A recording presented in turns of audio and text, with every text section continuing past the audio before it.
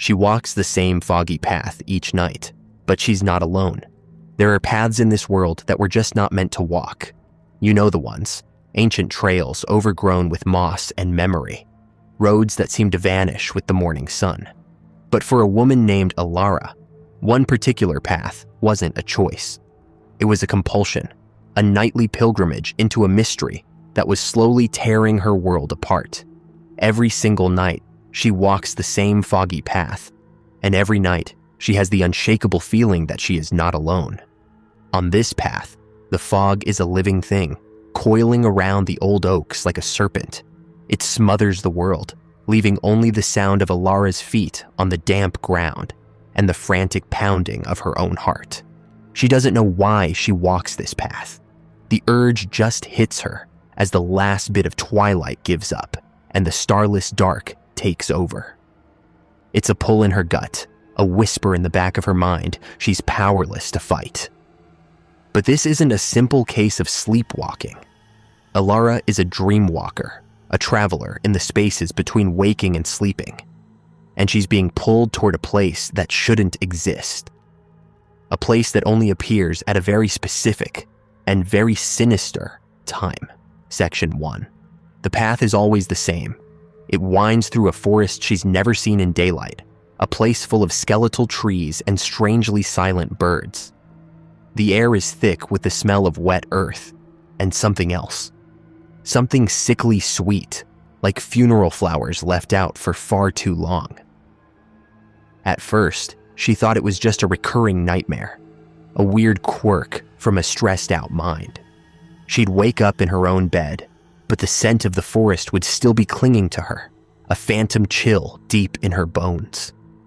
But then came the mud on her boots, the stray leaves in her hair, the scratches on her arms from branches she couldn't remember brushing past.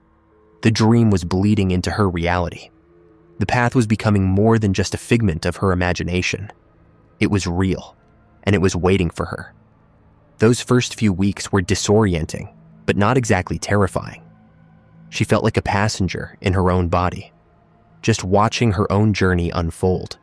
She'd watch as her hand reached out to push a branch aside, feel the damp chill of the fog on her cheeks, but the part of her that was screaming to turn back was locked away.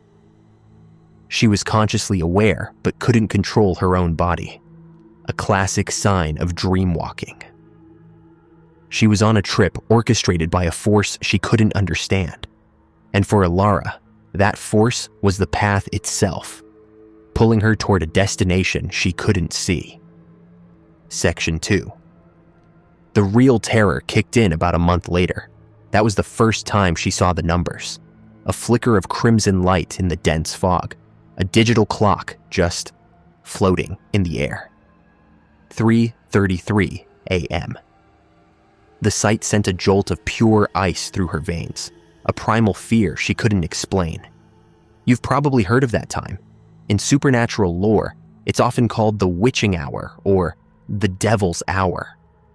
It's a time when the veil between worlds is supposedly at its thinnest, when dark entities are at their most powerful.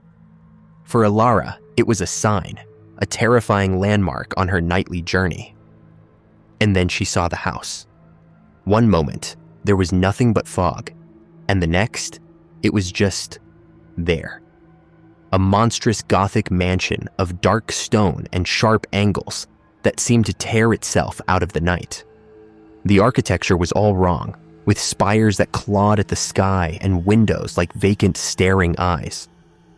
The whole place just felt profoundly wrong, and it reeked of decay and despair. This was it. This was the destination the path had been leading her to all along. And it was only visible at exactly 3:33 a.m. So, what would you do if you were in Alara's shoes? Would you try to fight the pull of the path? Or would you give in to the mystery of the house? Let me know what you think in the comments. And if you're enjoying this trip into the darkness, don't forget to like and subscribe for more stories of the strange and supernatural. Section 3. The first time she reached the house, she just stood there, frozen in the swirling mist. until the first rays of dawn started to break. As the sun came up, the house would dissolve like a ghost. The fog would pull back, and Elara would find herself on the familiar path back to her own home, with no memory of how she got there. But the image of the house was burned into her mind, a nightmare that haunted her even when she was awake. She tried everything to break the cycle. Sleeping pills, forcing herself to stay up all night. She even tied herself to her bed once. But the pull was too strong. It was a physical force, a relentless tide that dragged her out of bed and onto the path. She was a prisoner in her own life, a puppet on a string, and the puppeteer was a house that shouldn't even exist. One night, she decided she had to fight back. She armed herself with a heavy flashlight and a pocket knife, ready to face whatever was at the end of that path. But the moment she stepped onto the trail, a strange exhaustion washed over her. Her arms and legs felt like lead, her thoughts turned to sludge, and the flashlight slipped from her hand, its beam instantly swallowed by the dark. The path didn't want her armed, it wanted her vulnerable. Section 4. The night she finally went inside the house was the night everything changed. The heavy oak door swung open as she got close, a silent invitation into the darkness. The air inside was cold, still, and thick with the dust of centuries. The silence was absolute, a heavy blanket that smothered every possible sound. As she stepped over the threshold, the door slammed shut behind her. The sound echoed like a gunshot. She was trapped. The inside of the house was a maze of winding hallways and endless staircases. The walls were lined with portraits of people with hollow eyes and cruel smiles, and their painted gazes followed her as she walked. All the furniture was draped in white sheets, like a collection of sleeping ghosts. The entire place was frozen in time, a museum of forgotten sorrows. As she wandered the silent halls, whispers started to echo in the darkness. They were faint at first, like rustling leaves, but they grew louder and clearer with every step she took.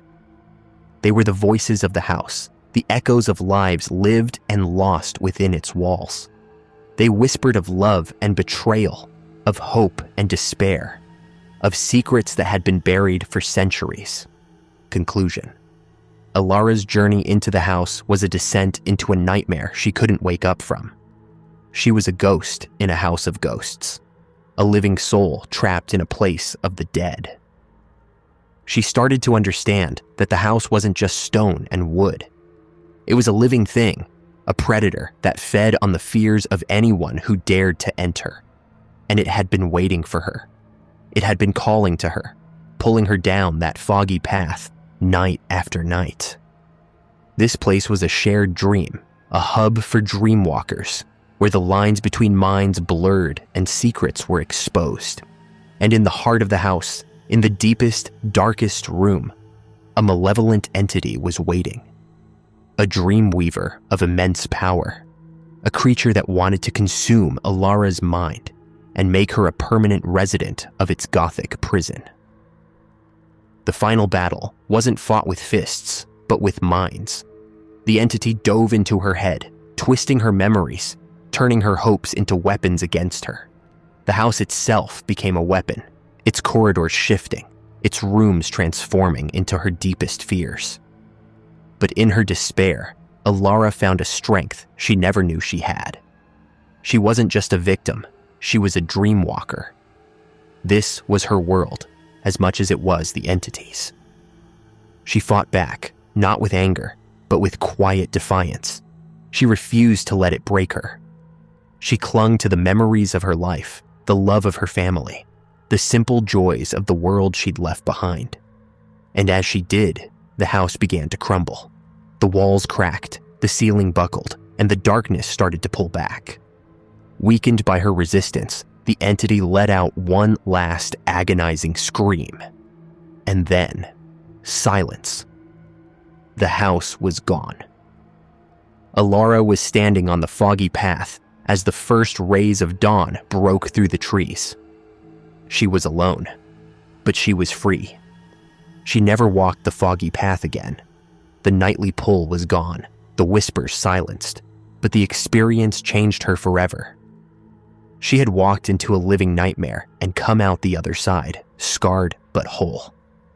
She had faced the darkness and found the light within herself, and she knew that there were other paths, other houses, other nightmares waiting in the shadows. But now, she wasn't afraid. She was a dream walker, and she was ready.